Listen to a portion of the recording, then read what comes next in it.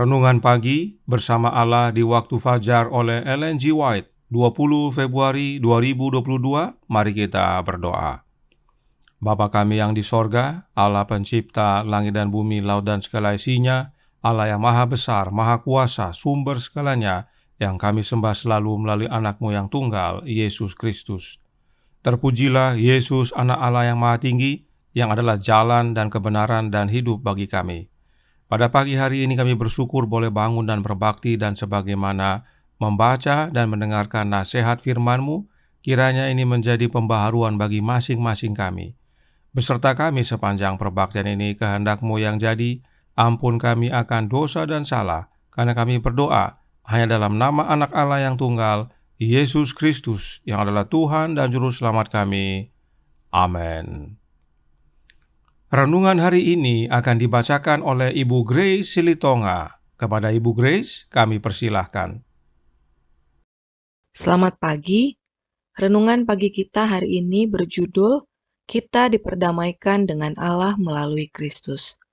Ayatnya terdapat dalam 2 Korintus 5 ayat 19.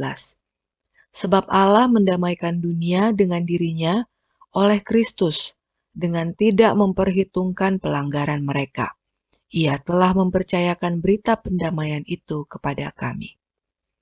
Lihat, lihatlah kepada Yesus dan hiduplah.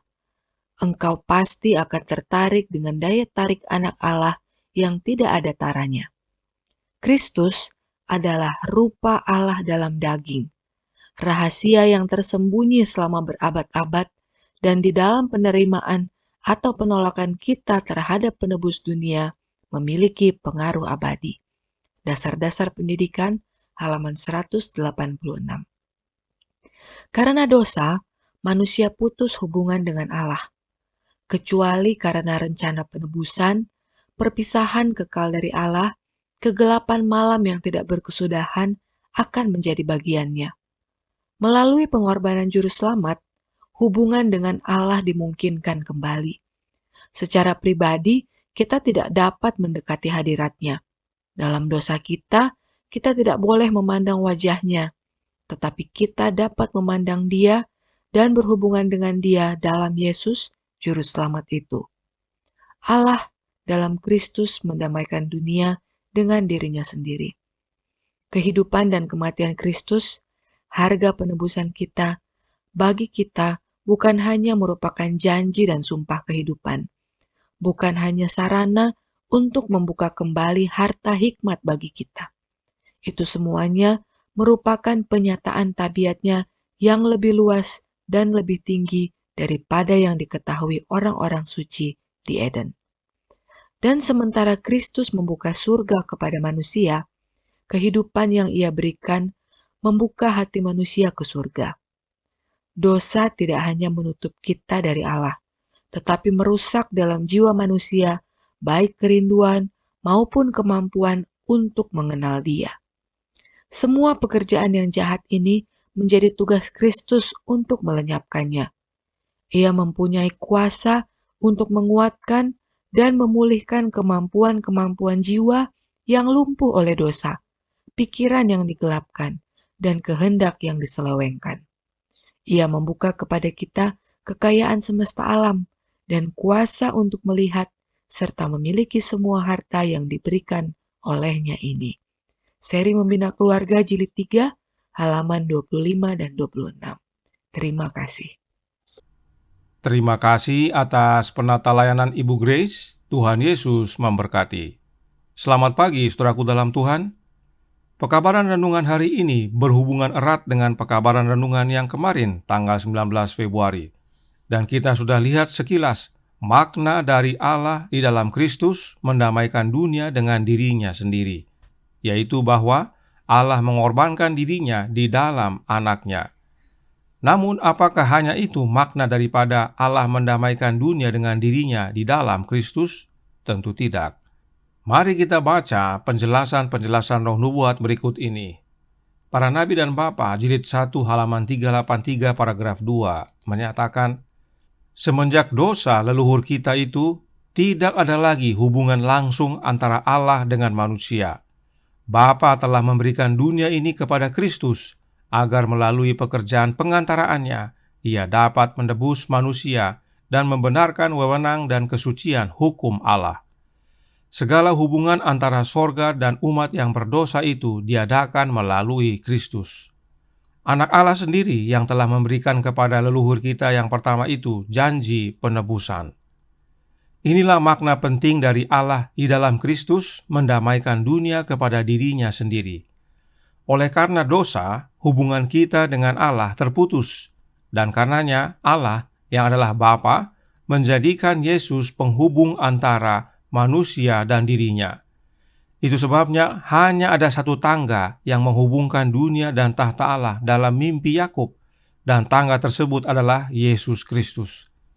Dan bila kita baca Kejadian 3:15 yang berkata, Aku akan mengadakan permusuhan antara engkau dan perempuan ini, antara keturunanmu dan keturunannya, keturunannya akan meremukkan kepalamu, dan engkau akan meremukkan tumitnya. Nubuatan ini Yesus sendiri yang sampaikan kepada Adam dan Hawa.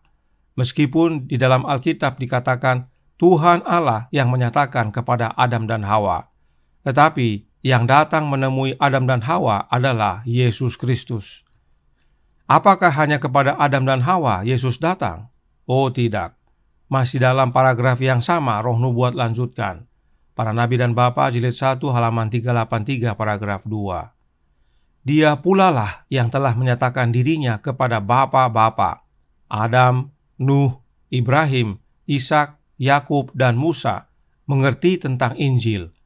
Mereka memandang kepada keselamatan melalui pengganti dan jaminan manusia.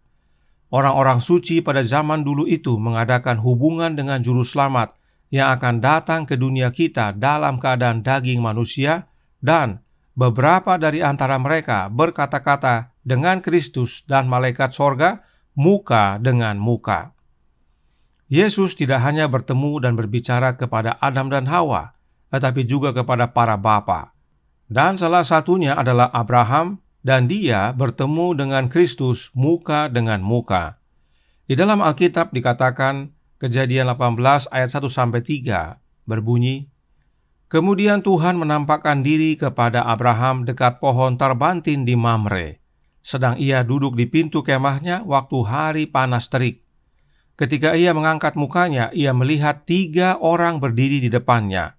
Sesudah dilihatnya mereka, ia berlari dari pintu kemahnya, menyongsong mereka, lalu sujudlah ia sampai ke tanah, serta berkata, Tuanku, jika aku telah mendapat kasih Tuanku, janganlah kiranya lampaui hambamu ini.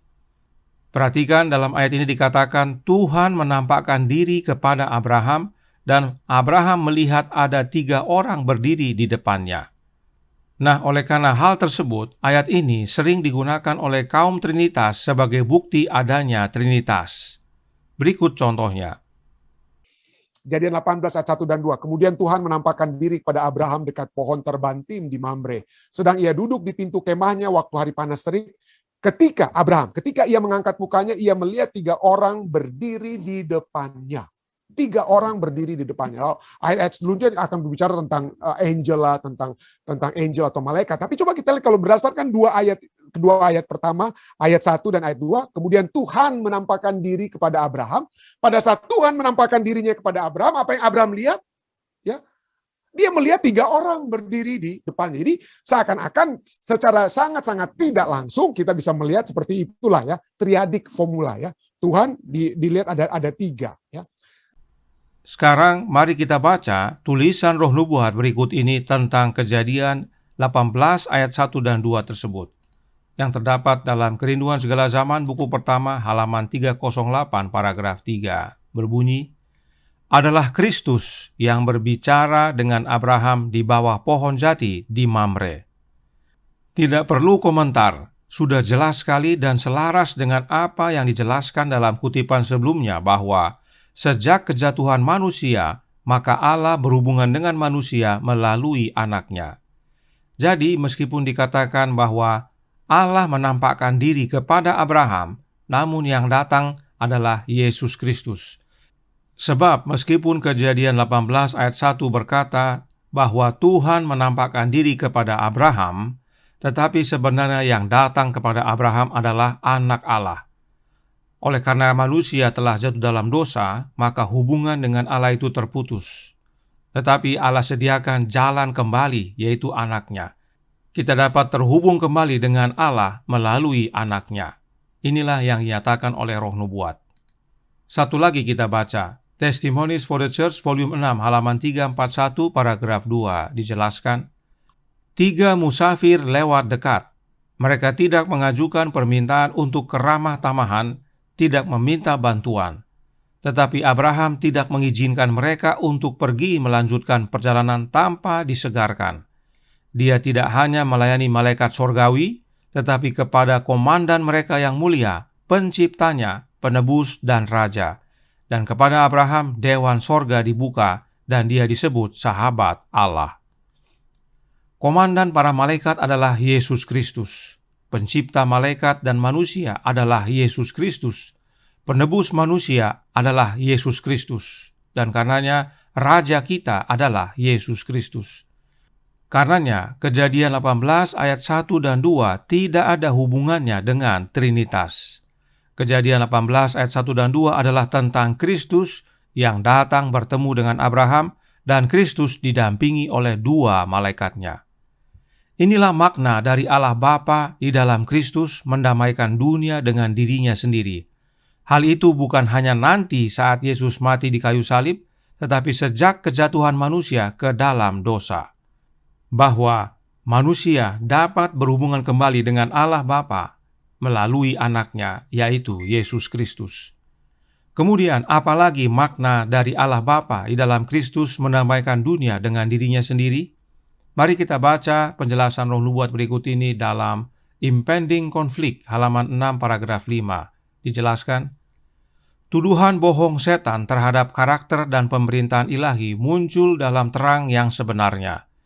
Dia menuduh Allah hanya mencari peninggian dirinya sendiri dalam menuntut kepatuhan dan ketaatan dari ciptaannya, dan telah menyatakan bahwa sementara pencipta menuntut penyangkalan diri dari semua orang lain, dia sendiri tidak mempraktekkan penyangkalan diri dan tidak berkorban. Sekarang terlihat bahwa demi keselamatan ras yang jatuh dan berdosa, penguasa alam semesta telah membuat pengorbanan terbesar yang dapat dilakukan oleh kasih karena Allah mendamaikan dunia dengan dirinya oleh Kristus. 2 Korintus 5 ayat 19. Intinya, saudaraku dalam Tuhan, setan menuduh Allah Bapa hanya mencari penghormatan bagi diri sendiri dan tidak mau menyangkal diri serta berkorban.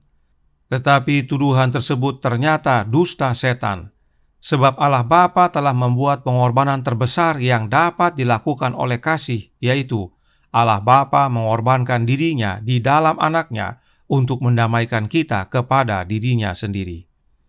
Jadi, 2 Korintus 5 ayat 19 tersebut membuka kedok dusta setan terhadap Allah Bapa. Dan God's Amazing Grace halaman 74 paragraf 4 berkata, melalui hidup dan kematiannya, Kristus membuktikan bahwa keadilan Allah tidak menghancurkan belas kasihannya, tetapi bahwa dosa dapat diampuni dan bahwa hukum itu benar dan dapat ditaati dengan sempurna. Tuduhan setan terbukti salah. Hal ini dapat terwujud hanya karena Allah Bapa di dalam Kristus. Hukum tidak dapat dirubah, karena itu adalah salinan karakter Bapa. Karenanya, Allah Bapa mengorbankan dirinya di dalam anaknya. Keadilan dan kasih bertemu di dalam anaknya. Atau sebagaimana Mazmur 85 ayat 11 berkata, kasih dan kesetiaan akan bertemu, keadilan dan damai sejahtera akan bercium-ciuman. Inilah beberapa makna dari Allah Bapa di dalam Kristus mendamaikan dunia dengan dirinya sendiri. Silakan saudara pelajari lagi firman Tuhan dan Roh Nubuat agar menemukan permata-permata kebenaran lainnya tentang hal ini. Namun dari apa yang kita sudah pelajari dalam 2 hari ini, kiranya menjadi pembaharuan bagi kita semua, sebab Allah Bapa tidak hanya di dalam Anaknya, tetapi juga Allah Bapa dapat tinggal di dalam kita bila kita mau terima Anaknya tinggal dalam hati kita oleh kehadiran Roh-Nya. Maka kita tidak hanya didamaikan dengan Allah Bapa, tetapi menjadi anak-anak Allah. Tuhan memberkati, saya bawa dalam nama Yesus. Amin. Mari kita berdoa. Bapa kami yang di sorga, Allah pencipta langit dan bumi, laut dan segala isinya, Allah yang maha besar, maha kuasa, sumber segalanya, yang kami sembah selalu melalui Anak-Mu yang tunggal, Yesus Kristus. Terima kasih atas pekabaran indah pagi hari ini, tentang Allah Bapa di dalam Kristus mendamaikan dunia dengan dirinya sendiri. Ada banyak penjelasan tentang hal ini, dan itu semua menguatkan kami.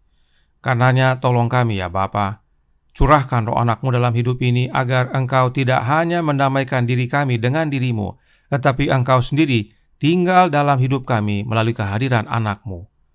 Beserta kami sepanjang hari ini, kehendak-Mu yang jadi, ampun kami akan dosa dan salah, karena kami berdoa hanya dalam nama Anak Allah yang tunggal, Yesus Kristus, yang adalah Tuhan dan Juru Selamat kami. Amin.